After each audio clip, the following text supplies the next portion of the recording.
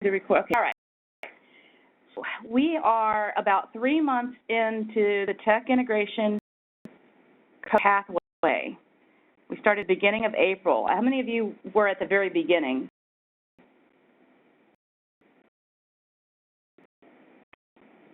So we can find it. I was. Yeah. We're doing pretty well. We actually had 4 of you guys finish the second level, the Apprentice 2 level. And Dusty was asking me about the Journeyman. So that's what I wanted to talk to you about today. The level designs, the first 2 levels were designed on the ISTE standards for students. Please tell me you have read through the ISTE standards for students. Thank you, Don. That I had the activities aligned to these standards is I want you guys as coaches to be very familiar with the standards. These are not content standards like with benchmarks and levels. These are more global. I don't know if you've seen them in a lot of detail, but if you notice what they say, it's like articulate and set personal learning goals. Well, that's just very general. There's no benchmarks or indicators. This is to keep in mind as we're trying to help students get through digital citizenship, digital literacy. So the standards that have come out, and there's that nice little graphic, and I got a bunch of the flyers for the students. If you're doing any training, you can get those from ISTE, but I can also mail you some from here because I stole as many of them as they would allow me to take. You're doing training with your local program. But let's take a look at the standards for educators. They changed the name. They used to be called teacher standards. Now they're the standards for educators, which I like because not all of us are teaching in the classroom.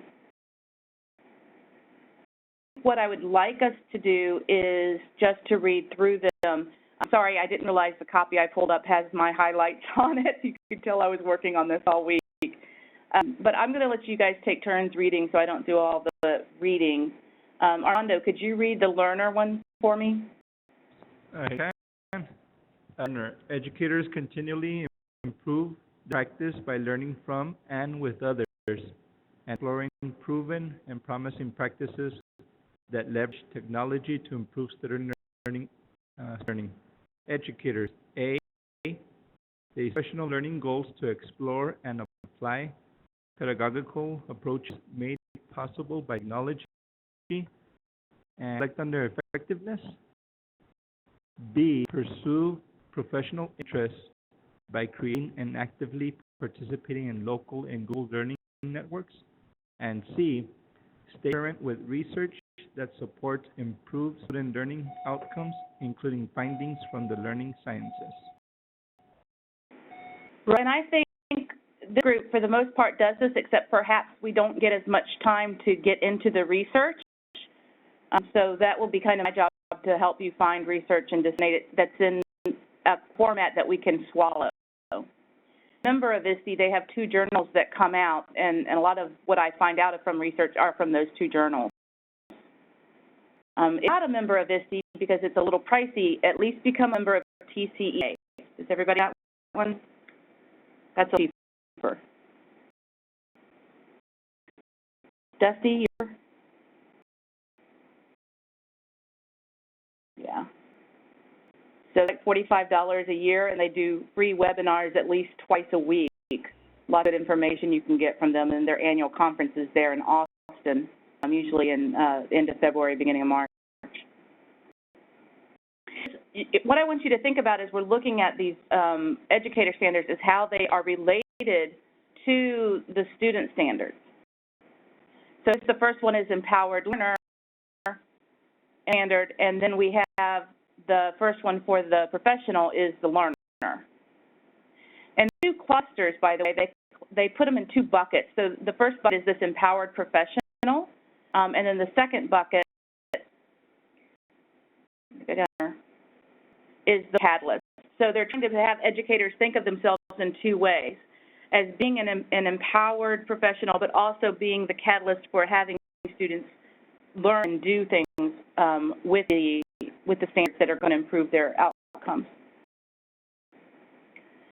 anything in that first one that strikes you? You can obviously, I didn't mean to bring up the one that has my notes on it, but anything that strikes you guys?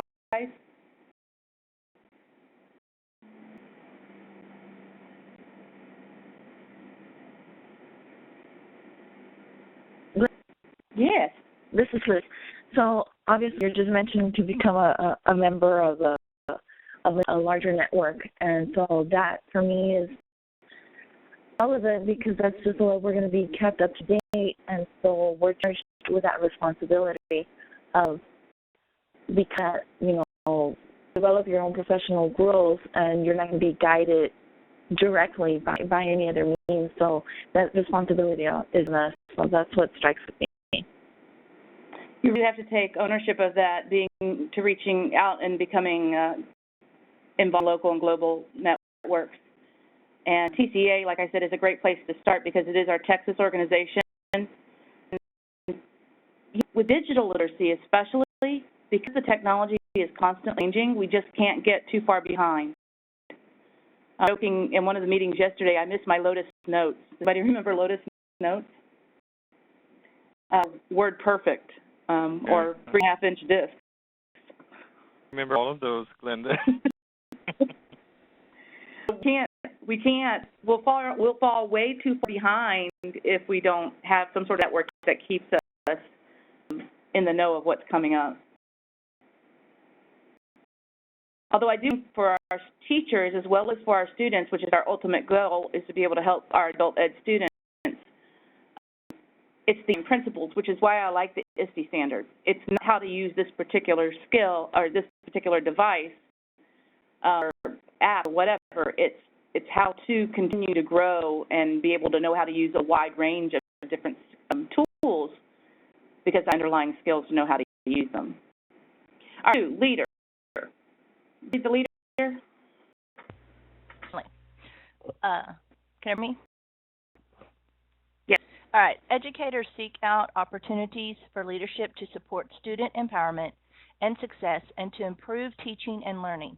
Educators, A, shape, advance, and accelerate a shared vision for powered learning with technology by engaging with education stakeholders.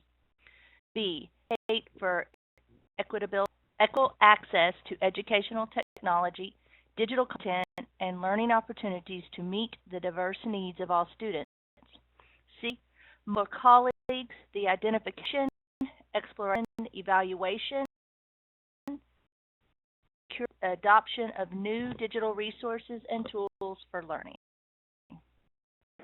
In tech ed for a while, that curation piece is a big thing. You can't just stick all your websites on Assembly and never go back and they still work, if the still work, for example.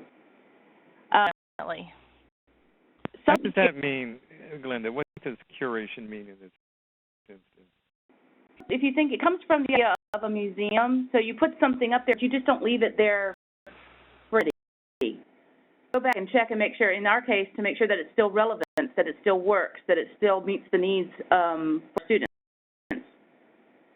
Well, I said that the link still works, so that's the thing.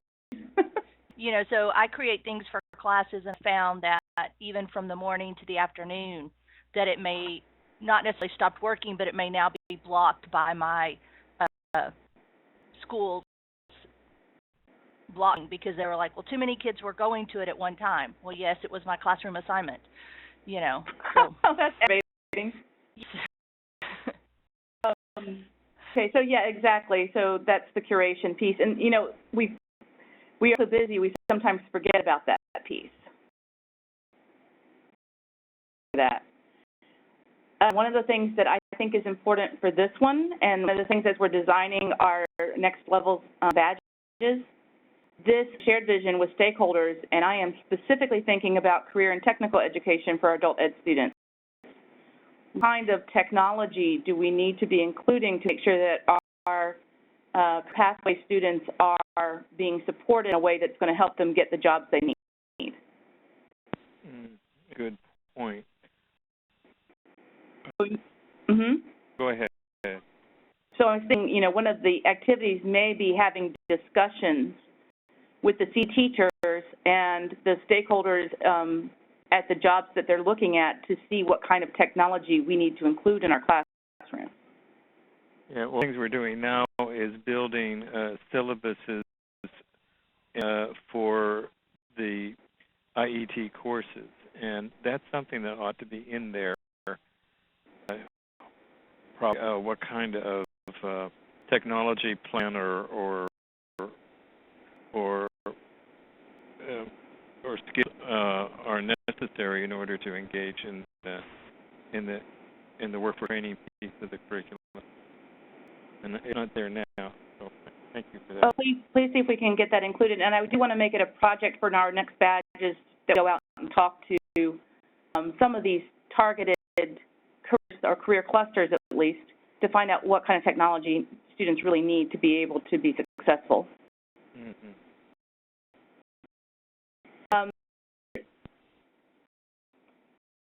The advocate for equitable access. This is me for two things. One, we do have students who do not have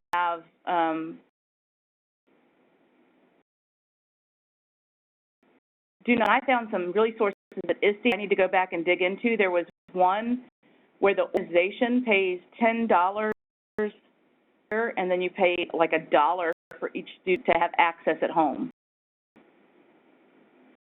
So I got to check into that one. I'm like, is this like too good to be true? Because it sure sounds that way.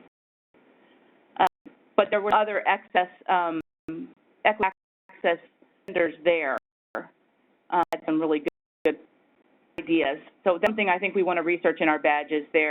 The part of that is special learning needs, making sure that we have assist technology available for students with physical or learning difficulties.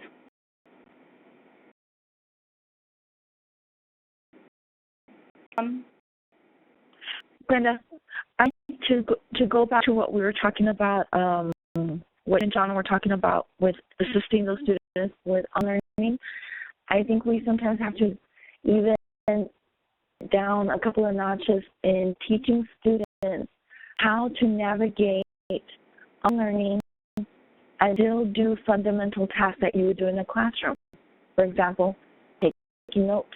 Many times I find when they're doing online learning or using any type of software, they don't take notes because they think, oh, well, I'm on a computer. There's no place for me to take notes, or just those little things. That and making notes to themselves that they need to follow up on questions. And sometimes maybe if we can develop some type of graphic organizer, or they take some special handouts that they can have with them, knowing, hey, this is what I'm going to use to guide my learning as I'm doing this learning.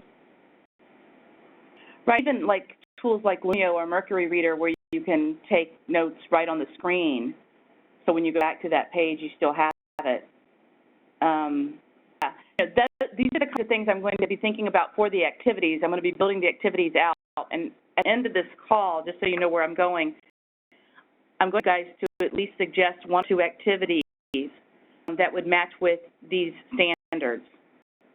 So that's why I wanted to go over them with you. And I think that would be a great activity as far as having a project to measure that students know how to take notes or learn formally, informally, because a lot of the learning is informal. You Google everything, right? And what's going on.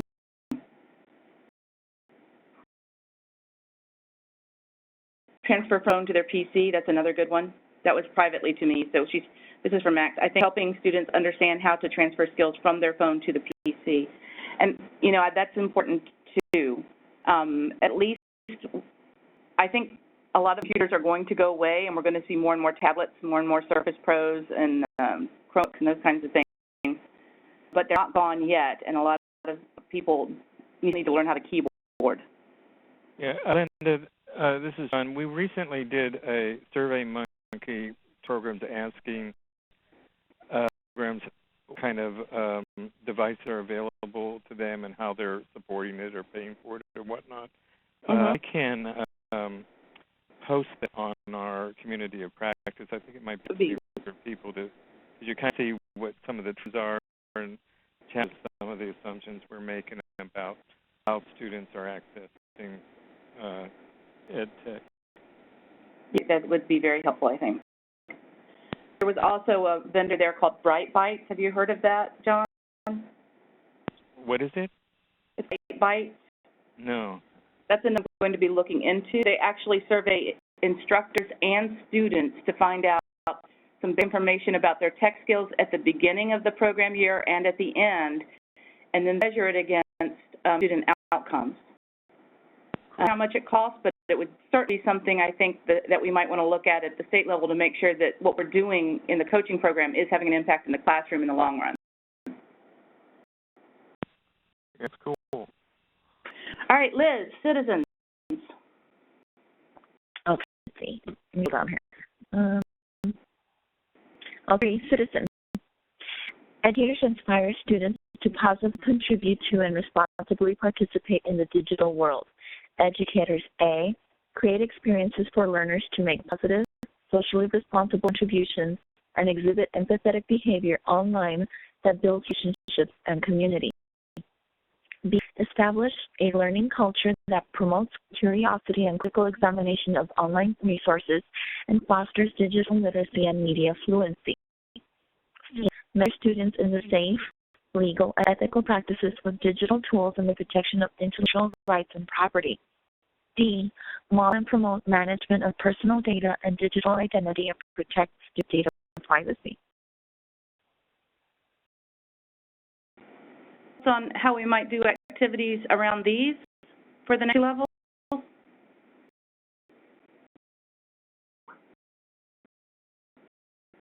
Out at you.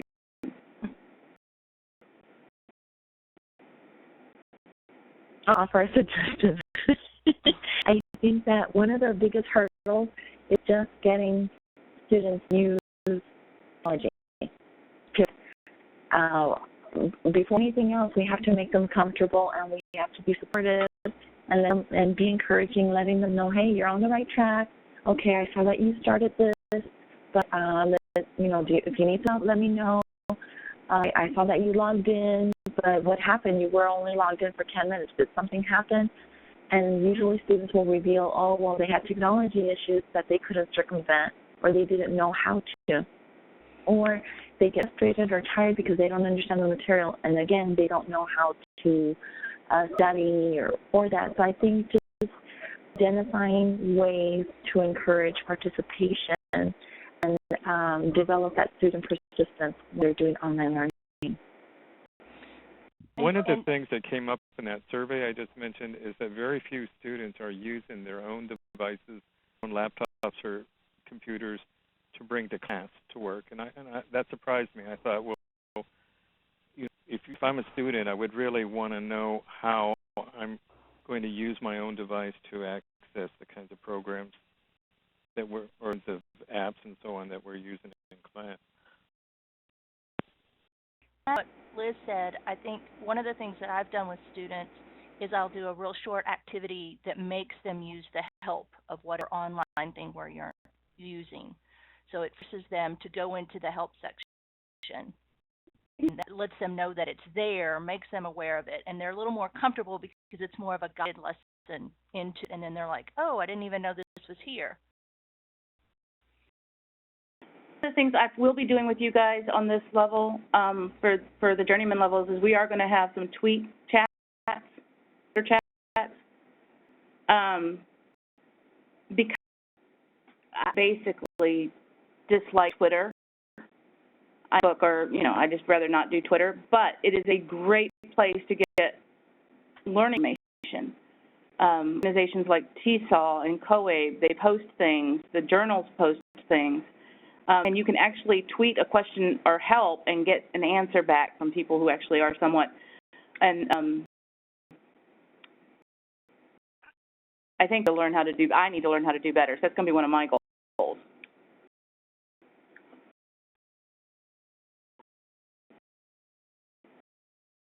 Create a campaign that supports calls in their community. Ooh, I like that one, or informs the community. So we're going to do some problem-based learning along with the social media. I like that.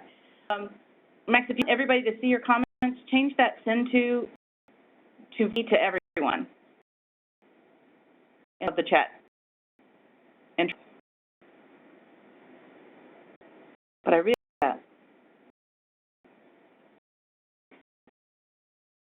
Linda, what that was?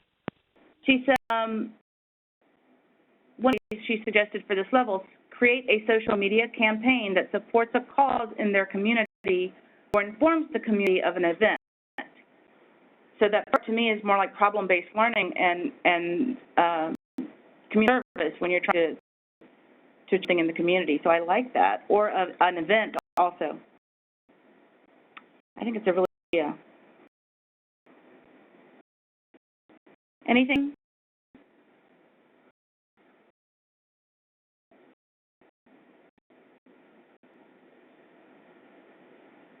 The Learning Catalyst bucket. And John, was it John's turn? Okay, collaborator. Yeah, I can. Just let me get a move my thing. Okay. Educators dedicate time to collaborate with both colleagues and students to improve practice, to share resources and problems. Educators dedicate time to collaborate with colleagues to create authentic learning experiences, leverage technology. B, collaborate and co-learn with students to discover and use new digital resources and diagnose and troubleshoot technology issues. C, use collaborative tools to expand students' authentic, real-world learning experiences by engaging virtually with experts, teams, and students locally and globally. And D, demonstrate cultural competency when communicating with students, parents, and colleagues, and with them as co-collaborators in student learning. Oh, yeah, and I was thinking we don't really deal with the parents usually, except for some of our younger students, but cultural competency is really tough. Any thoughts on how this would work in badges or activities? Some of this stuff is really important, like authentic learning was the one that jumped out at me right off the bat.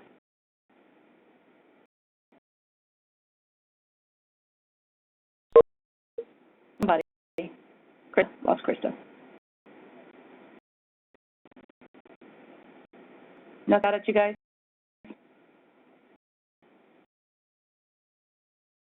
Well, we do, and this is a TWC hat, but we're doing what we can to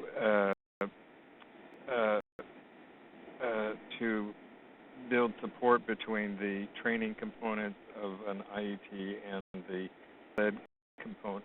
So you have a technology-based way of communicating those two different components of an IET that would, might be an easy way to support that than like co-teaching or some of the other things that we do now. Yeah, that's a really good point. That's one we need to think about. And all of these, for those of you who are working with Career Pathway students, I do want to have activities that support that.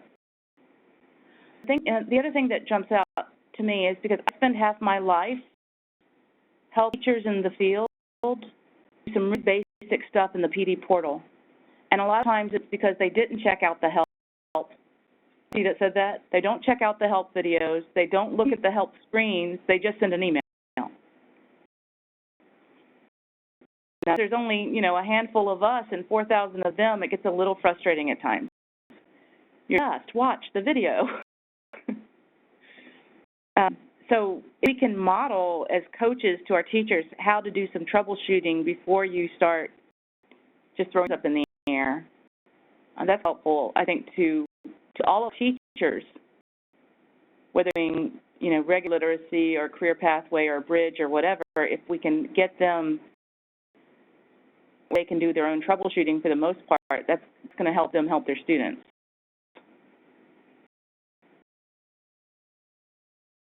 I'm thinking they have to figure something out.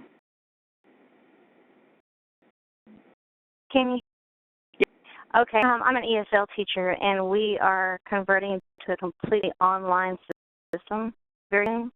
And this summer we're getting together and we're learning the Burlington English online. And so all of my students are going to have a crash course using the computer And some of them now, too, because they have children with laptops, others don't even have a smartphone.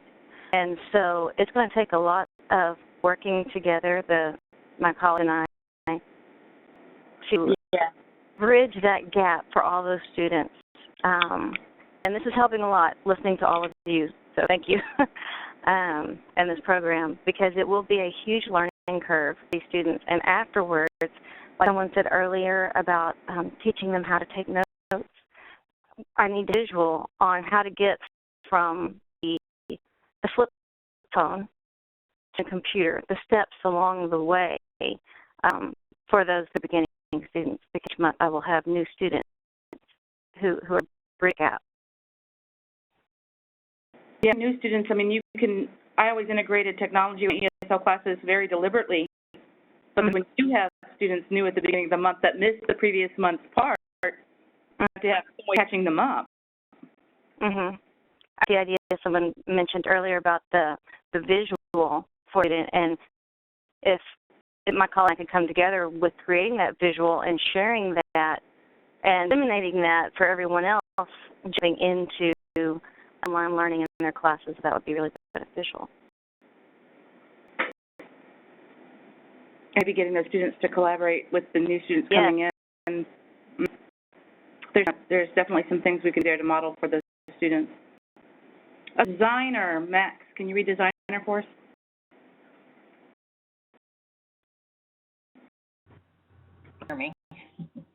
Educators design authentic, learner-driven activities and environments that recognize and accommodate learner variability. Educators, A, use technology to create, adapt, and personalize learning experiences that foster independent learning and accommodate learner differences and needs. B, design learning activities that align with content area standards and use digital tools and resources to maximize active, deep learning. C, and apply instructional design principles to create innovative digital learning environments that engage and support learning. Yeah, designer, this one just had all kinds of things that jumped out at me, but what strikes you guys?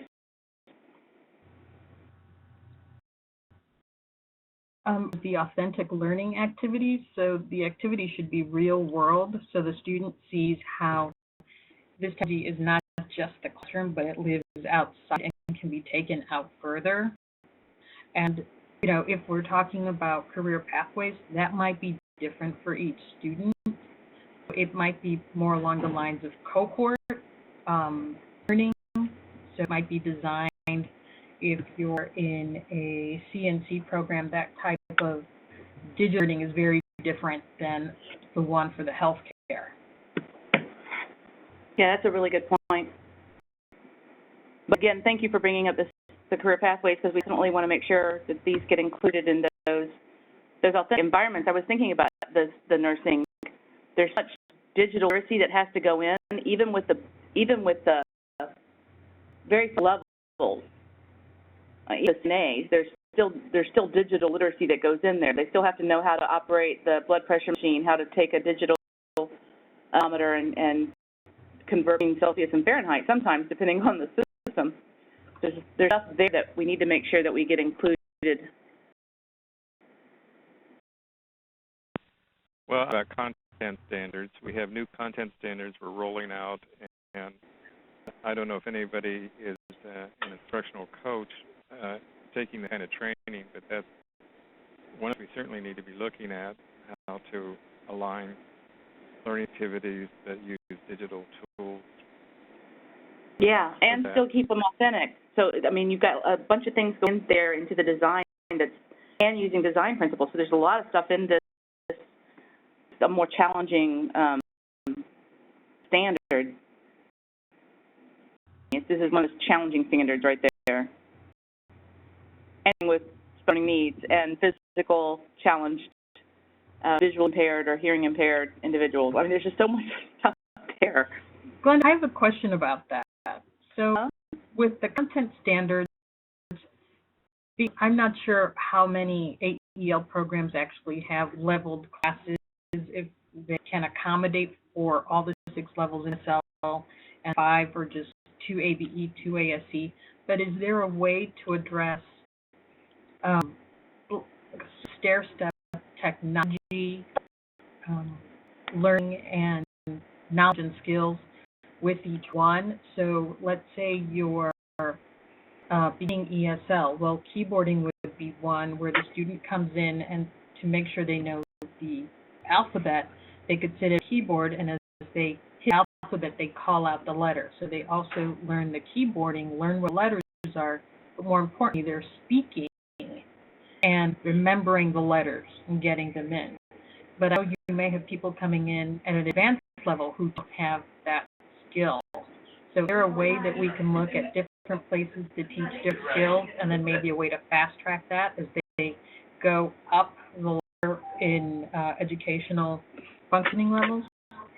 Well, that's maybe one of the projects that we have in the badging system, is to come up with some sort of to-do list for the technology, because like you said, somebody could come into beginning ESL and have a degree from Monterey Tech in computer engineering. So you can't assume, or ABE, they come in and they have very minimal littles, but they know how to hack a computer. I have like that. It's scary, actually. Technology skills sometimes don't align with the content standards as far as benchmark indicators. Some way to students are challenged with the technology that they're going to need to use for their careers, and still ensure that everybody has the foundational basic stuff that you need, whether or not you're going into a career or not. Is there a thought having a technology assessment that programs can use to assess across the curriculum? Or the courses, rather? I don't think so. There are a number of technology assessments that are available. Are you suggesting, Max, that we recommend one or require one that I would use? Not require one, but if there was, all right, so if we have certain standards for students, our students need to know how to use technology in very specific and certain ways, is there an assessment that programs could opt to use, and just a section of it? If each program is designing learning projects with technology, they can see, well, what do students know? So before we start the project, we can assess, what do they know about this technology? Take, cut, and paste. Do they know how to open a document? Because I asked our students, they could cut and paste, but they didn't necessarily know how to open a document or turn on a computer, because many of them have smartphones, computers, or laptops. Good point. Transferring that knowledge. So if we're going to bring them into technology, the way you said, Melinda, there are people who have advanced degrees in engineering that just need to learn language. So it wouldn't be fair to put them on a project where it's really kind of basic skills and not have them really kind of move forward on what they really need to do to complete the program and move on to their career. Well, I'll say that, the first level, which some of you thought all of it was going to be that easy, were the North Star Digital Literacy Assessment. That's a place to start, because if they can test out of those, they're way ahead of the game. Yeah. Sources like, But OTAN has, they give every year to their two surveys, one for their adult education students and one for instructors. And it's a very long survey.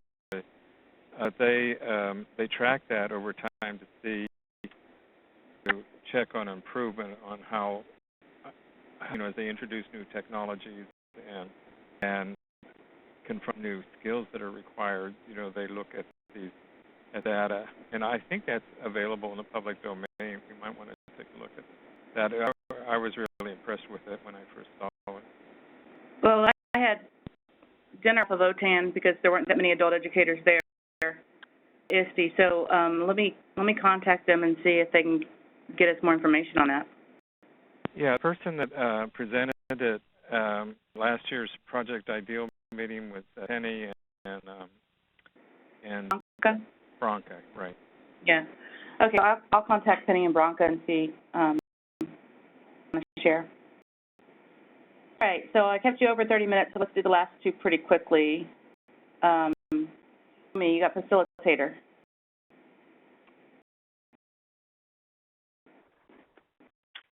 Educators facilitate learning with technology to support student achievement of the 2016 EASY Standards for Student Educators. A, foster a culture where students take ownership of their learning goals and outcomes in independent and group settings. B, the use of technology in student learning strategies in digital platforms, virtual environments, hands-on spaces, or in the field.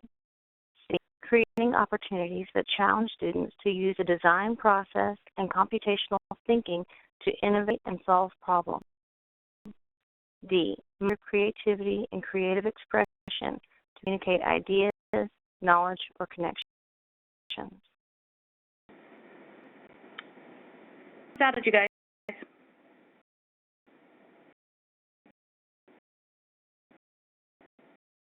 Item D, where it says model and nurture creativity and creative expression, that can really be used well to lower the affective filter on the student. And that's what entices them to use the technology when they're doing something creative and something personal, whether it's work-related or home and family. That's the interest factor that hooks someone and makes them want to try out something new. It's presentational almost, revealing of self and presentational. And afterwards, for me, as a ESL teacher, it's a wonderful discussion point. It's using the language and then discussing as a class. And because I have a multiple classroom, something that's creative can be tweaked at the varying levels and just all the different markers I'm aiming for.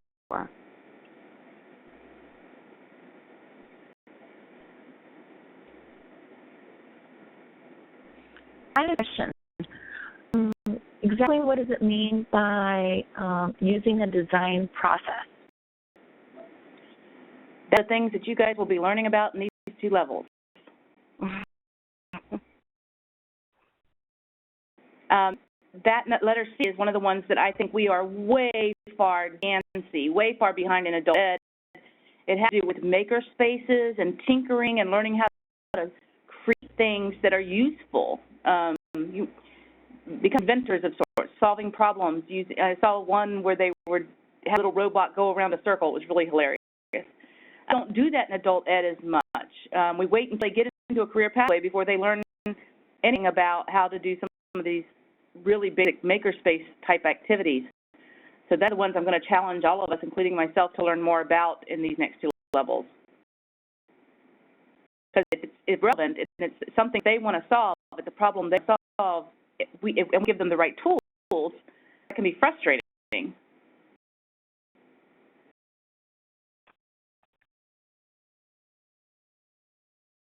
And then when we're over to a career pathway, at least they've got some, basic understanding of the problem-solving process.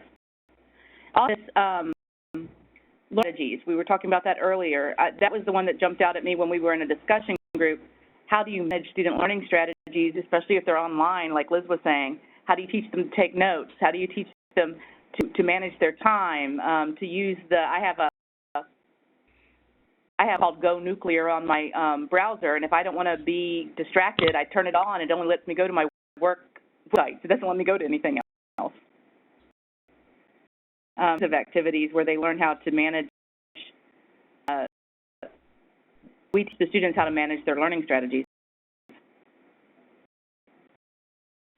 For adult students to take ownership of their learning. What happens if the adult ed funding dries up? Besides the fact that we'll be out of jobs, the learning stops. Do they know enough to be independent learners and continue?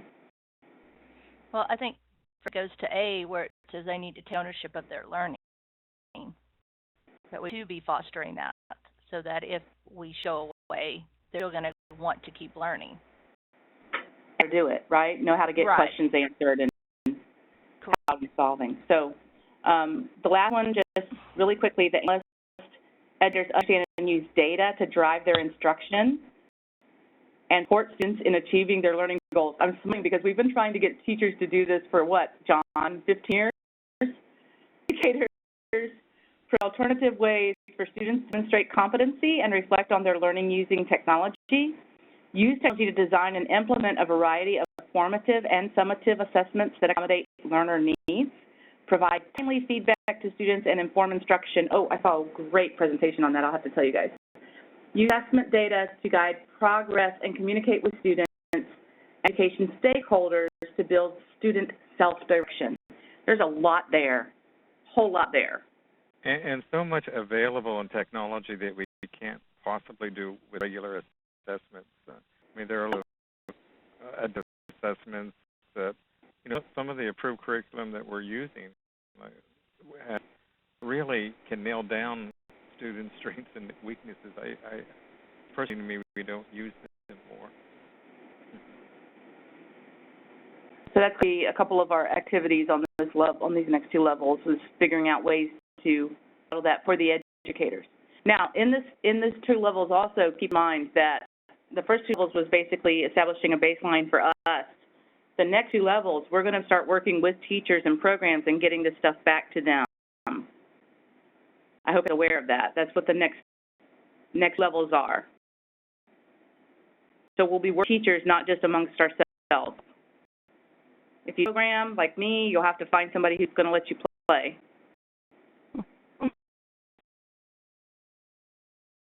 I'm sure when.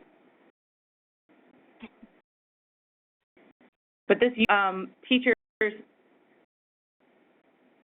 see, one is that if they're using data, they're only using, for example, test scores, using the whole range of data, experiences, the students' competencies, environmental factors. There's a lot more data than just the numbers, but the numbers tend to be what get ignored anyway. It seems like teachers either don't have access to Teams because that's a program decision. They don't know how to interpret the data in Teams to make instructional decisions to improve their student outcomes. I would suggest that as we consider multiple intelligences and different learning styles, that sometimes we focus a lot on creating, let's say, Word documents or using software that focuses on reading, writing, listening, and speaking. But we do have students that are creative and express themselves through art, and also maybe even exploring paint or just other mechanisms so that students can create a drawing.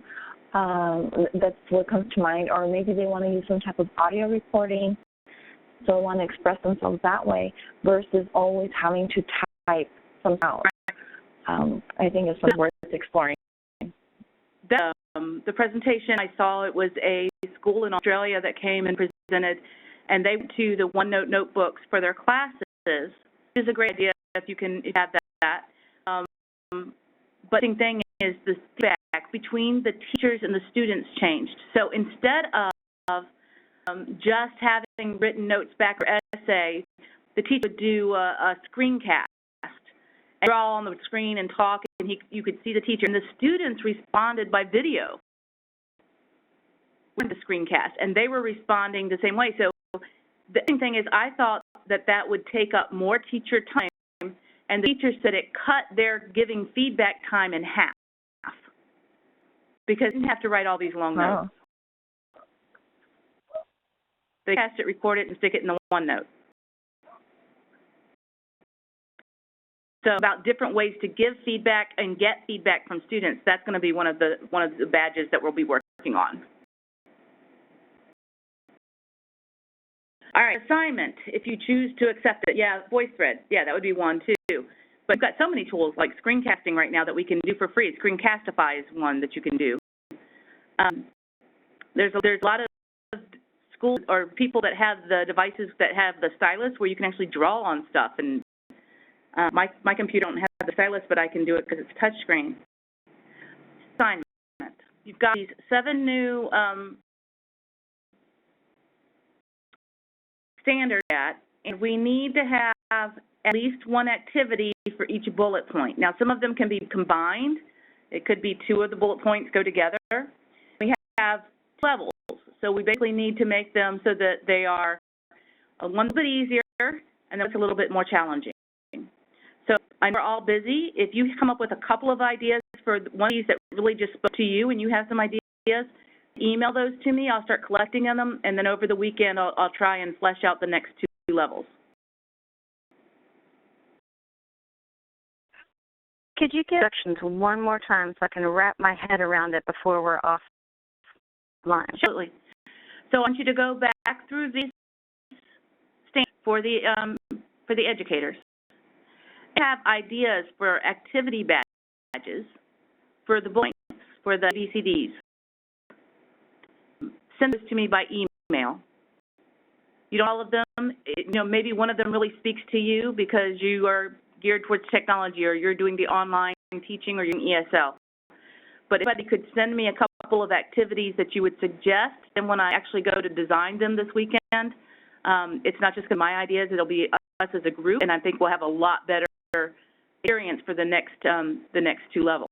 Of course, I have the Apprentice 2 level either. So.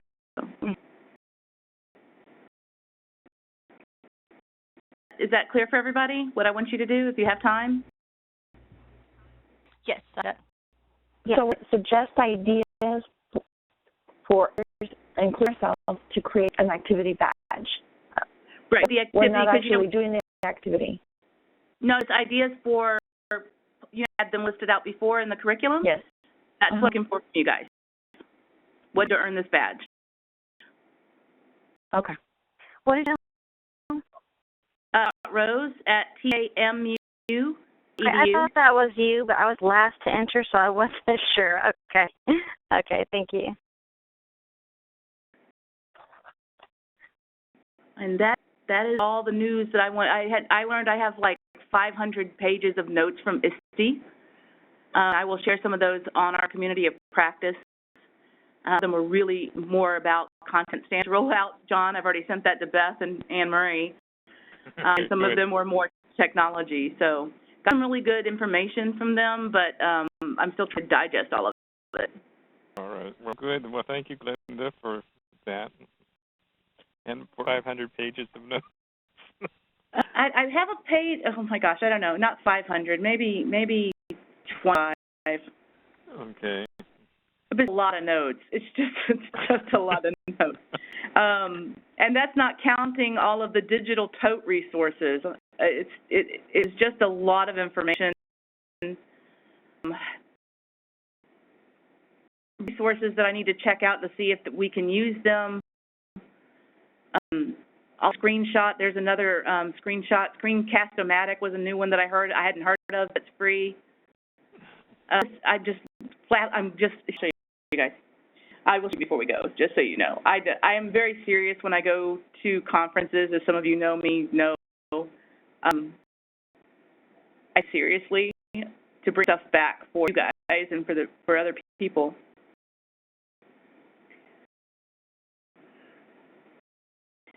So Monday at noon,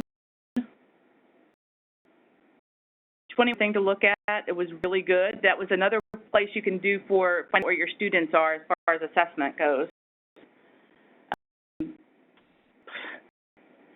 It's just a 30-day AP challenge. Just stuff, guys. I mean, just one thing after another. After this is the coaching. I just got so many good things. Coaching is not therapy. Coaching is not a tool for fixing people. A coach is not a spy. Coaching is not consulting. Real person, really good presenter. So lots of stuff, and we'll try to consolidate some of that down and put it on our community practice for you guys. Okay, I'm so glad you got to go. And teach us how to take notes at these conferences. That's great organized the way you did it. Oh, again, I think I would just do a day and put the times on the right as a page instead. This has got a little bit out of hand. In the back of the handout, usually. I lose them if I do that, so that's why I always take digital notes. So I always look what I'm looking for. And I do lose them. guys. Thanks so much for coming. I will talk to you soon. Thank you. So, thank you, Glenda. Yeah. Thank you, everyone. Bye-bye. Have a good day. Bye.